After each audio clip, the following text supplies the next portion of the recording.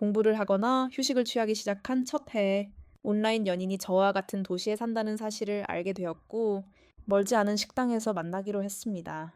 1년 동안 온라인에서 만났고 반년 동안 서로 사랑하며 이제 곧 만날 날이 다가왔습니다. 너무 긴장해서 파우더를 사서 거울을 본 직후였는데도 초등학교 3학년 수준의 실력을 발휘했습니다. 미네를 봤어. 그는 흰 셔츠에 검은 바지를 입고 있었습니다. 저는 그 사실을 절대 잊지 못했습니다. 저는 흰 옷을 입고 있었고 곧 도착할 예정이었습니다. 우리는 실제 사진을 한 번도 바꾸지 않았고 만날 때마다 브랜드만 믿었습니다. 식당에 도착해 보니 흰 셔츠를 입은 사람들이 몇 명 있었습니다. 저는 재빨리 그에게 남편, 이런 일이 있어. 라고 문자를 보냈습니다. 저 여기 있어요. 어디 계세요? 그리고 다음 줄 전화로 전화할게요. 라고 말했습니다. 바로 버튼을 눌렀고, 아이, 봐요 라고 말하는 동안 본능적으로 그도 손에 휴대전화를 들고 있다는 것을 느꼈습니다. 검은 셔츠와 바지. 깊이 알고 싶어. 연애하고 싶어. 그가 나를 바라보자 그의 눈빛에는 두려움이 서려 있었다. 그때 전화와 넘어 익숙한 목소리가 들려왔다. 나는 계속 생각하며 찾아 헤맸다. 누가 제발 내가 1년 동안 온라인에서 사랑했던 사람이 내 탕마이투크 말하는 걸 알려줘. 우리는 어렸을 때부터 알고 지냈지만 고등학교를 졸업하고 나서는 점점 연락이 줄어들었다. 심지어 반년 동안 온라인에서 그를 내 남편이라고 불렀는데 누가 날 구해줘. 그가 내게 걸어오자 나는 무너져 내렸다. 여전히 사정하고 싶어 안달이 난 나는 돌아서서 집으로 달려갔다. 걱정과 경계 속의 문에 기대어 숨을 고르며 우리가 알게 된 과정을 떠올렸다. 우리는 고등학교 동창회 채팅방을 통해 만났다.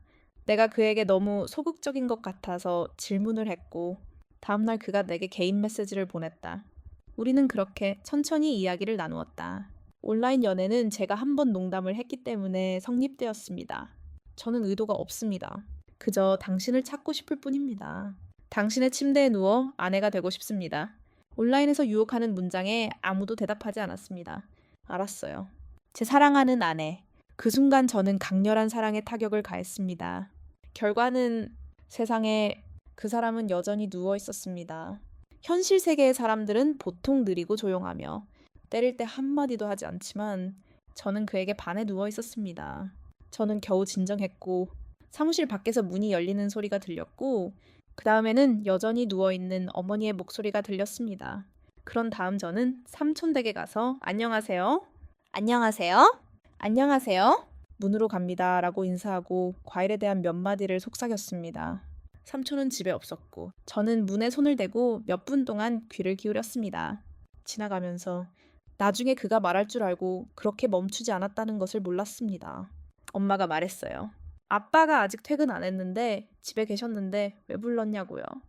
울고 싶어요. 엄마, 이때는 내가 없는 척하면 안 돼요. 문이 열려 있어요. 기억하세요? 가세요. 누가 오는지 보세요.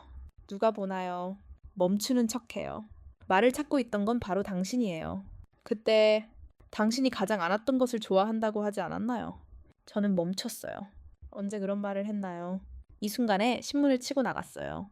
우리가 다시 만났을 때 정말 아무 말도 하기 어려웠어요. 저는 어색하게 그에게 말했어요. 바로 거기요. 가서 그에게 말하세요. 미네르바소 아내 여기 있어요. 저는 고개를 저으며 멈추고 다시 그의 눈을 마주쳤어요.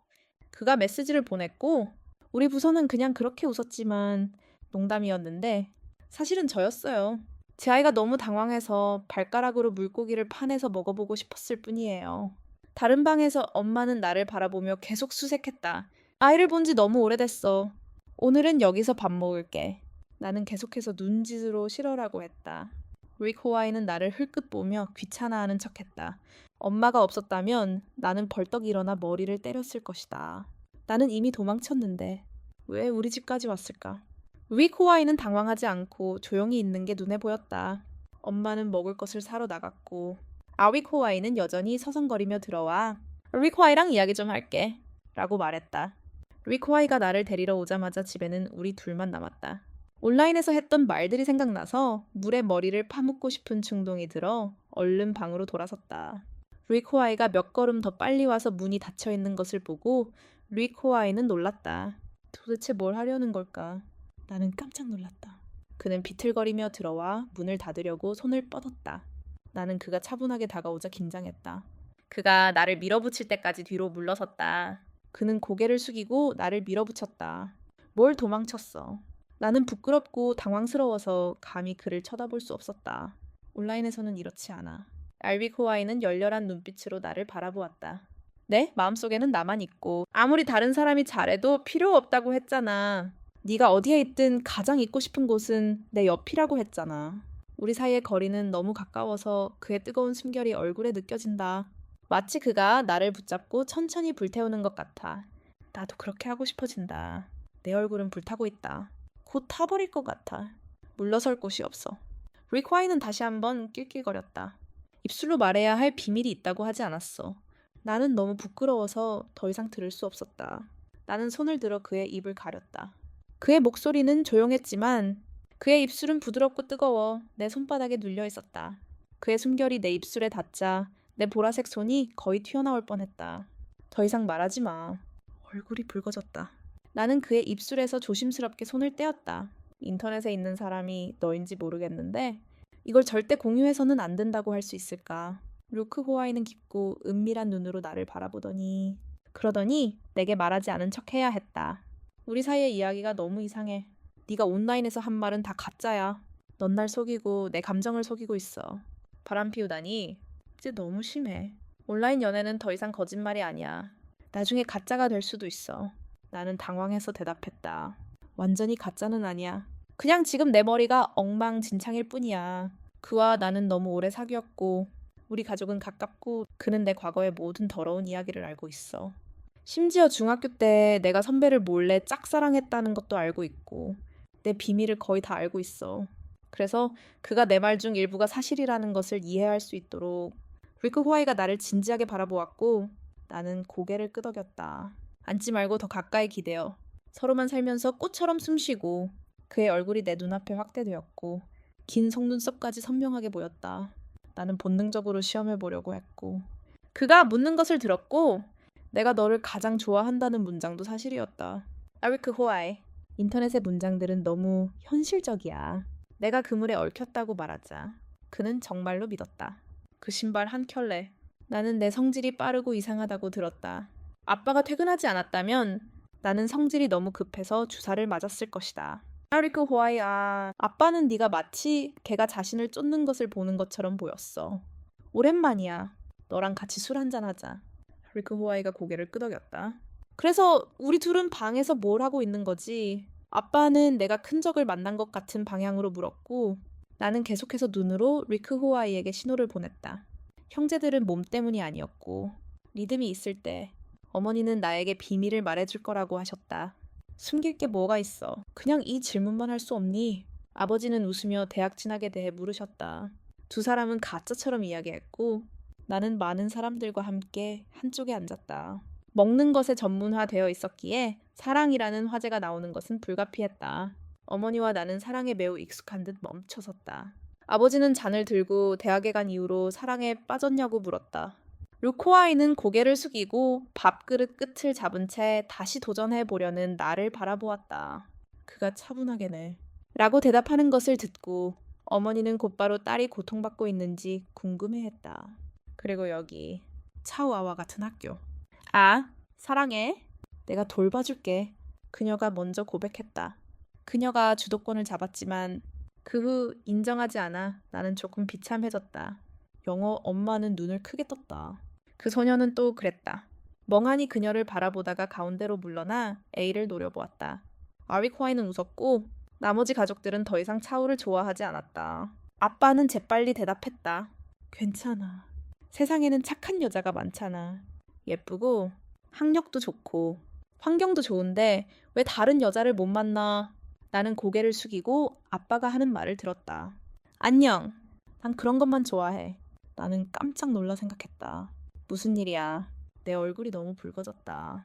엄마가 물었다. 너무해. 나는 고개를 숙이고 릭 호아이를 쳐다볼 용기가 없었다.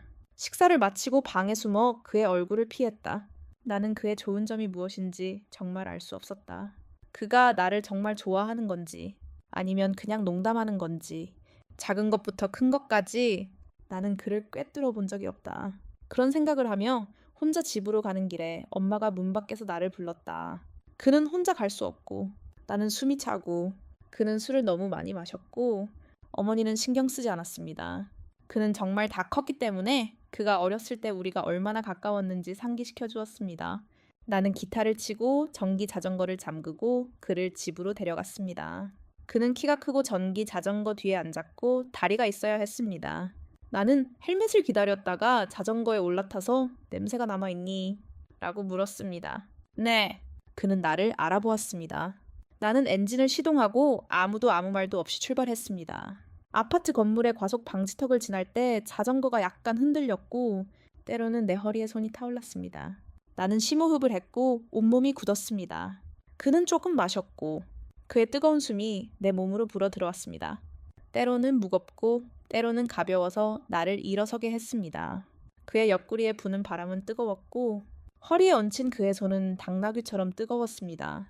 그 생각을 보니 그는 타고난 것 같았습니다. 그 밖에 무엇이 있었을까요? 나는 긁적거렸다. 오늘 네가 정말 태어났구나. 하지만 참을 수 없어 얼굴이 붉어졌다.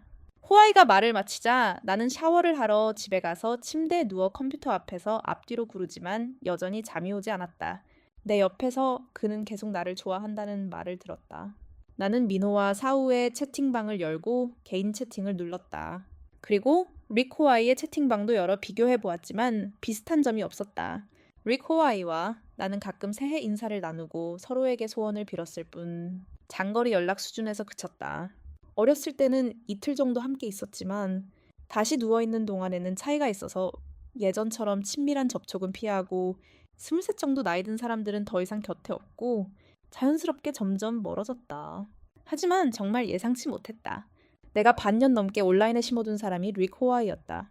세상에 내가 판단할 자격이 있나. 릭 호아이의 개인 채팅방을 열려고 하다가 실수로 그의 프로필 사진을 클릭했다.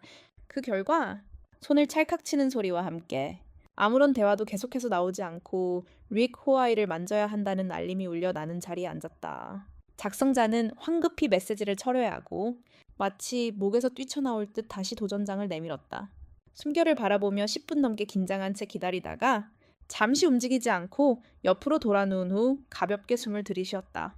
세상에 부끄러웠다. 잠시 후 나는 순순히 집에서 자리를 옮겨 임신한 척했다. 어머니도 내가 아프다고 말씀하셨지만 유산을 막기 위해 외식하라고 하셨다. 또한 어머니들이 나를 외식시켜 주시는 결정이 즐거웠다.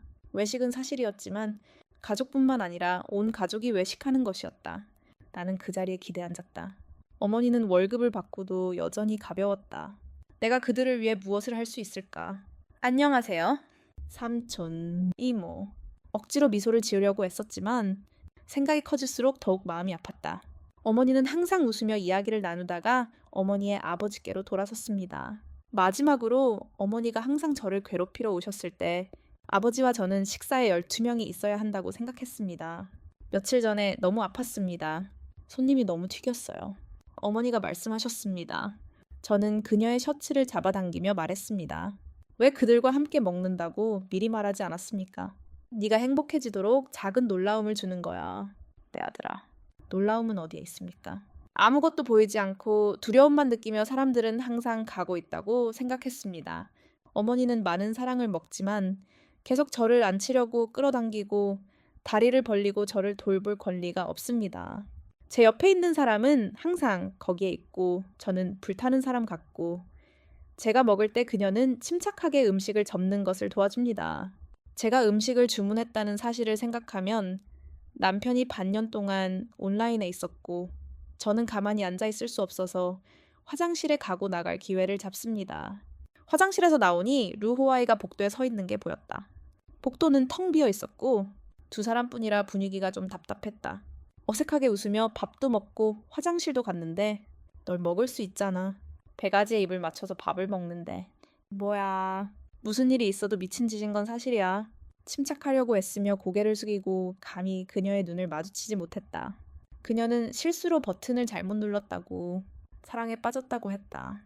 그녀가 남편을 치명적 남편이라고 불렀을 때 나는 이렇게 당황하지 않았다. 그때는 너무 당황해서 기어들고 싶었고 반박하려던 순간 따뜻한 손이 내 머리에 얹혔다. 그녀의 손바닥은 따뜻하면서도 무거웠고 그녀는 내 머리를 쓰다듬으며 뭐야? 라고 물었다. 내 머리 쓰다듬지 마. 자기보다 작은 사람들을 괴롭히는 거잖아. 너와 나는 그녀의 머리를 쓰다듬고 싶지 않았다. 나는 65세이고 여자치고는 키가 작다고 여겨지지 않는다. 하지만 그녀가 물었을 때 그녀는 85세였지만 예상외로 매우 정중했습니다. 그녀가 물었을 때 그녀는 갑자기 몸을 숙여 제 말을 귀에 깊게 들었습니다. 우리의 눈이 같은 높이에 있을 때 그녀의 숨결이 제 얼굴에 바로 닿았습니다. 저 끝에 있던 남자가 저를 바라보았고 이제 저와 함께였습니다. 저는 말을 더듬었지만 얼굴을 마주보고 그렇게 가까운 거리에서 음식을 먹고 있었기에 주사기를 꽂아 넣었습니다. 결국 손을 들어 엄두도 내지 못하고 사람들이 쟁반머리 부분을 함부로 만지면 안 된다고 하잖아요. 만져보게 해줘요. 동네 사랑아. 라고만 말했습니다. 저는 멈췄습니다. 그는 여전히 미소를 지으며 식당에서 말을 이었다. 넌 외부인이 아니야. 넌 밥 먹는 아내야. 내 옆에서 들려오는 황금빛 목소리는 마치 난쟁이가 숨을 참고 있는 것 같았다. 숨 쉴 때마다 약이 솟구쳐 오르는 것 같았다. 온몸에 이가 타는 것 같았다. 식당으로 돌아왔을 때에도 얼굴은 여전히 떨리고 있었다. 게살과 생선 몇 잔을 마셔야 진정할 수 있었다. 너무 많이 마시지 마. 끈처럼 굴어. 엄마가 다시 일깨워주었다. 알라. 내가 다 대답했어. 호아가 아직 내 옆에 앉아있을 때 나는 그의 말에 충격을 받았다. 그는 아무 일도 없었던 것처럼 방금 나에게 추파를 던진 사람이 자신이 아닌 것처럼 제정신이 아닌 척했다. 하지만 나중에야 깨달았다. 그는 사실 내 손을 잡아주는 외부인이었다. 아마도 내가 물을 너무 많이 마셔서 배가 아픈 줄 몰랐고 밤새 잠을 이루지 못했고 심지어 더 심했다. 엄마는 방금 출근해서 돌아올 시간도 없었고 나는 혼자 집 밖 화장실에 갔다. 서쪽에 바닷물이 들어왔고 나는 앉을말을 찾았다. 나는 답답함을 느끼기 시작했고 가짜 탯줄은 더 편안했고 나는 철 조각을 꿈꿨다. 아이들의 울음소리에 깨어날 때까지 나는 몸을 가장 많이 움직였다. 바쁜 내 손은 즉시 누군가에게 잡혔다. 기다리지 마. 나는 목소리에 고개를 돌렸고 열위코아이가 내 옆에 앉아있는 것을 보았다. 구석실에는 울고 있는 아기를 안고 있는 어머니가 있었고 아위코아이는 나를 바라보며 나아졌는지 보고 있었다. 나아졌어. 네가 나중에 여기 왔어. 어머니가 전화해서 가짜 탯줄 통증이 있다고 했어. 너를 혼자 보내는 것을 견딜 수 없어서 보러 왔어. 리코아이 때 나는 가짜 탯줄 통증이 있다는 것을 알았지만 여전히 주의를 기울이지 않았다. 나는 어렸을 때부터 항상 그랬고 나 자신을 돌보는 법을 몰랐다. 이야기하는 동안 그는 손을 들고 지루해했고 그의 몸도 더 가까이 기울어졌고 한마디도 끝내지 않았다. 아니, 구석실에서 아이들의 울음소리는 그다지 안정적이지 않았다. 나는 나지막이 한숨을 쉬었다. 다 너 때문이야. 네가 그런 얘기만 안 했어도 이렇게 많은 물을 마시지 않았을 거야. 다 너 때문이야. 알았어. 너 때문이야. 리코아이가 빙긋 웃으며 말했다. 진정해. 내가 책임질게. 주변의 우아함은 그의 낮고 부드러운 목소리를 가릴 수 없었다. 그는 원래 내 이마에 있었는데 조금 올라가서 부드럽게 내 머리카락을 쓰다듬었다. 다시 바늘을 치게 했고 나사가 다시 흐릿해지기 시작했다. 그러고 나서 그는 방을 나갔고 아비코아이는 나를 집에 데려다 주겠다고 고집했다. 나는 몸이 좋지 않았고 나갈 힘도 없어서 그를 따라갔다. 집에 도착해보니 방금 수의개를 옮겨준 손이 가득 차 있지 않았다. 바늘이 아직 거기에 있다는 걸 보니 뭔가 짐작할 수 있었다. 네오는 정말 자기 관리 방법을 모르는구나 라고 생각했다. 아비코아이는 내 계량컵에서 면봉을 꺼내 펜치로 눌러주었다. 그제야 그의 손이 내 손보다 훨씬 크고 따뜻하고 흔들림 없다는 걸 깨달았다. 이 목소리 톤이 날 그에게 지루하게 만들려는 건가? 루크와이가 물었다. 아니, 나는 아니라고 가장했지만 내 입은 여전히 굳어 있었다. 루크와이는 눈을 감고 고개를 숙였다. 그의 뜨거운 숨결이 내 얼굴을 스쳐 지나가며 내 뺨이 유령처럼 느껴졌다. 나는 그를 보라라고 외쳤다. 나는 고개를 기울였다. 그의 눈이 마주친 순간 우리의 숨결도 섞인 것 같았다. 어떻게 생각해? 정말 나를 싫어해. 내 숨결이 내 얼굴에 닿았을 테고 너무 뜨거워서 뺨이 부드러워졌어. 얼굴이 화끈거렸고 뺨이 타는 것 같았어. 너는 어때? 그날 엄마 앞에서 네가 좋아하는 사람이 있다고. 우리 관계를 시도하고 싶지 않다고. 엄마가 내가 양면을 다 하고 있다고 생각하게 만들었지. 일부러 그랬던 거 아니야. 내가 사랑에 빠지는 걸 보고 싶었고 너를 보고 싶었지. 그렇지. 나는 항의하며 외쳤다. 네, 가족은 어릴 때부터 늘 이랬어. 루코아이는 눈을 감았다. 네가 일부러 그랬어. 하지만 넌 정말 날 좋아해. 강렬한 냄새에 얼굴이 붉게 달아올랐고 나는 경배하고 싶어졌다. 주변 공기는 마치 100개의 불길 같았고 옥은 너무 약하게 타들어 사람들이 손도 대지 못했다. 그의 뜨거운 손은 여전히 내 손을 가볍게 누르고 있었다. 아주 방향성 있는 손이었다. 나는 그가 내 손가락을 부드럽게 집어넣는 것을 느꼈다. 바이올린을 기다렸다. 그의 손은 꽉 조여져 있었고 꽉 끼지 않았다. 온몸이 타는 듯한 느낌이 들었다. 마치 사정하려는 순간 그 압박감은 텅 비어 있었다. 문 밖에서 바니 소리를 질렀다. 나는 겨우 몸을 움직여 잠에서 깨어나 그의 손에서 재빨리 손을 떼었다. 마치 오랫동안 도망치듯 침실로 곧장 향했다. 끈적끈적한 물질에 집중했지만 온몸이 여전히 타들어갔다. 그에게 단단히 묶였던 손가락은 마치 익숙한 불길처럼 아직 온기가 가시지 않았다. 오랜만이라 오늘은 정말 죽을 너무 많이 먹었다. 반의 엄마가 문이 열리는 소리에 다가왔다. 괜찮아. 그냥 움직여! 임무를 기억해. 방 안에서 발소리가 점점 더 커졌고 엄마가 그 자리로 걸어와 나를 만지려고 손을 뻗었다. 배가 아프다고 하지 않았어. 왜 이렇게 운이 없니? 별로 조금만. 나는 머리를 다리에 넣었어. 두억만은 좋은데 이렇게 다리를 많이 가릴 수 있어. 다시는 만지지 마. 엄마는 나를 다리에서 빼내며 침대 머리맡에 서서 뒤적거리며 말했다. 그의 눈은 똑바로 뜨거웠다. 숨길 수 없어. 나를 당황하게 만들고 어쩔 수 없이 그것을 파내었다. 오늘 아침은 확실히 아무것도 먹지 않았어. 엄마가 죽을 끓여줄게. 이렇게 오래 있었는데도 여전히 다른 사람들을 걱정하게 만들어. 엄마는 뒤적거리듯 다시 한숨을 쉬었다. 죽 먹으러 서둘러 돌아오지 마. 하지만 오늘은 집에서 어디서 먹을 거야. 그냥 척해. 뭐가 문제야? 그냥 그렇게 결정해.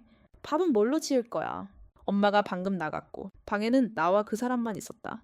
나는 마치 모든 것을 알고 있었던 것처럼 다시 다리에 머리를 넣었다. 돈이 있는 계단을 보고 코코네옷의 끝이 살짝 기울어지는 것을 느꼈고 누군가가 내 다리를 잡아당기고 있었다. 나는 다리를 꽉 잡고 눈만 드러낸 채 그를 바라보았다. 루츠와이는 침대 가장자리에 앉아 나에게 미소를 지었다. 나는 이미 그랬다. 무슨 일이 생기면 나는 도망치거나 숨었다. 지난번에 너를 만났을 때 나는 돌아서서 도망쳤지만 코코네옷은 농담을 하고 머리를 내 발에 숨겼다. 나는 그런 게 없어. 엄마가 말했다. 나는 정말 너에게 아무런 감정이 없어. 내 마음은 혼란스러웠다. 나는 미노와 에스오트를 정말 좋아한다고 확신했지만 그 사람이 루코아이라는 것을 알고 난 후 나는 완전히 무너졌다. 항상 손과 발을 사용하여 마치 벗겨지는 것 같은 느낌이 들었다. 그렇지 않다고 묻는다면 당신의 여동생.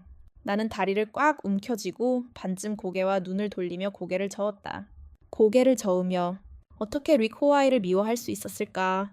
3년이나 사귀었는데 미워했다면 오래전에 친해지지 않았을 것이다. 아비코아이는 몸을 숙이고 두 손으로 나를 지탱하며 마치 나를 품에 안으려는 듯했다. 바람은 그가 아주 익숙한 사람이라고 말했지만 지금 이 순간 그는 매우 이상함을 느꼈다. 심장이 불규칙적으로 두근거릴 정도로 이상했다. 나를 미워하지 않는다면 기회를 줘. 비트, 널 쫓고 싶어. 그는 말하며 고개를 숙였다. 아래에서부터 눈썹 사이까지 뜨거운 키스. 너무 긴장해서 반사적으로 발밑에서 리드미컬한 흐름이 느껴지고 온몸이 뜨거워졌다. 내 중매쟁이가 되고 싶지 않잖아. 내 병이 되고 싶잖아. 알았지. 그의 목소리는 낮고 매혹적이었고 마치 갈고리처럼 내 솔직한 마음을 끌어냈다. 아마 유혹당했나 봐요. 정신이 멍해서 저도 모르게 고개를 끄덕였어요. 그가 날 보냈을 때 눈앞에 커다란 방이 펼쳐져 있는 것 같았어요. 스피커를 돌리자 그는 낙에서 조금 떨어져 나갔어요. 내 목소리가 발밑에서 울려 퍼지는 듯 슬펐어요. 왜 이렇게 가까이 있는 게 얼마나 뜨거운지 몰라. 더 가까이 있고 싶어. 이 얼마나 야릇하고 거친 말인가. 예전에는 조용한 사람이었는데 이제는 이렇게 시시덕거리는 법을 알게 됐어요. 엄마, 내가 떠나기를 기다리셨는데 거의 가셨잖아요. 병은 금방 왔다가 금방 갔어요. 엄마는 루호아이를 저녁 식사에 초대해서 감사 인사를 전하라고 하셨어요. 미네르바 에쏘라는 걸 알게 된 후로 우리가 단둘이 외식하는 건 처음이었어요. 좀 부끄러웠어요. 서로를 알게 된 후. 그가 내가 좋아하는 걸 주문하고 내가 그의 것을 골랐거든요. 어린 시절 이야기를 하니까 부끄러움이 사라진 것 같았어요.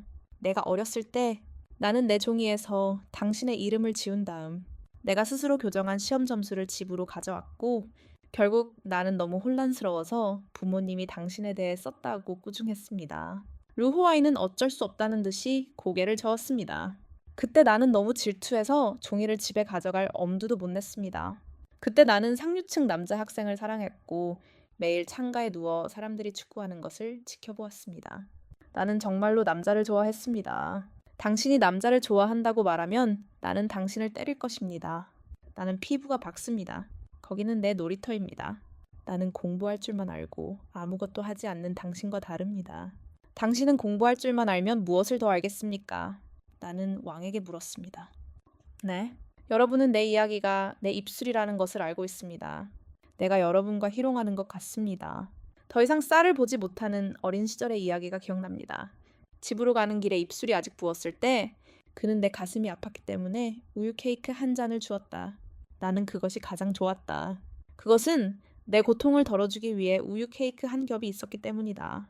나는 컵을 입술에 대고 한 모금 마시고 우유 케이크 층을 조심스럽게 핥았는데 이 사장님의 우유 케이크는 여전히 최고였다. 너와 함께 공부하는 장 근처에는 맛있는 편의 시설이 없지만 맛있는 식당이 10군데나 있다. 내 입술에 우유 케이크가 붙어 있는 동안 나는 본능적으로 그것을 핥았다. 입술이 부었을 때 장 근처에 맛있는 식당이 있을까? 나는 너에게 그다지 관심을 기울이지 않는다. 너의 눈빛이 점점 변하고 있지만 나는 여전히 고개를 숙이고 우유 케이크를 집어들었다. 사실 학교에는 미녀들이 많으니 나랑 같은 나무에 맴돌 필요는 없어. 우리는 너무 가까워서 어울리지 않는 것 같아. 나는 말없이 부드럽게 말했다. 내가 그것이 어울리지 않는다는 것을 어떻게 알 수 있겠어? 호아이가 그 말을 듣고 나는 반사적으로 고개를 돌려 그를 바라보았다. 시도해봐. 좋아하든 싫어하든 어울리든 어울리지 않든 느껴봐야 해. 그렇지 않으면 내가 널 위해 내 움직임을 쓰지 않을 거라는 걸 어떻게 알겠어? 말이 돼. 나한테 쫓을 기회를 주겠다고 하지 않았어. 긴장돼. 아니, 그럼 느껴보려고 하는 거야. 호아이가 갑자기 다가와서 느꼈을 때 이미 가까이 다가와서 반응할 틈도 없었어. 그날 단 1초 만에 주변에 공기가 날아가는 것 같았어. 그의 숨소리가 부족해서 얼굴이 붉어졌지. 5년 전쯤? 입술이 맞닿았지만 불꽃이 부족했던 그 자리가 뼈를 꿰뚫고 심장으로 새으며들어 나를 찾는 리듬을 만들어냈어. 처음은 정말 두근거렸고 온몸이 떨렸어. 진장, 길 한복판에 있는데 너 아직 안 왔어. 호아이가 아주 빠르게 움직였을 때 그저 스쳐 지나간 키스뿐이었고 곧장 떠났어. 그는 내 손을 잡고 앞으로 걸어갔다. 나는 입술을 오므렸지만 목이 마르고 눈물이 흐르는 것만 느껴졌다. 그의 온기가 입술에 남아있었다. 그의 행동이 너무 빨라 아무것도 느낄 시간이 없었지만 이제 모든 이미지가 머릿속에 떠오르기 시작했다. 심장이 더 세게 쿵쾅거려 머리가 어지러울 정도였다. 주문의 리듬에 맞춰 그가 갑자기 눈을 뜨고 대답했다. 나는 아직 멍한 상태였고 방금 일어난 일에 대해 반박하지 못했다. 어떤 기분일까? 입술이 터질 것 같았다. 그 순간 나는 웃었다. 허니. 정말 달콤했지만 그렇지 않았어. 그 순간의 키스는 나를 혼란스럽게 했다. 집에 도착했을 때 내 얼굴은 여전히 붉어져 있었고 머릿속은 그 순간을 계속 반복했다. 나는 그 순간보다 더 멍했다. 모든 것이 사람들을 붉게 물들였고 심장은 쿵쾅거렸고 엄마가 들어왔을 때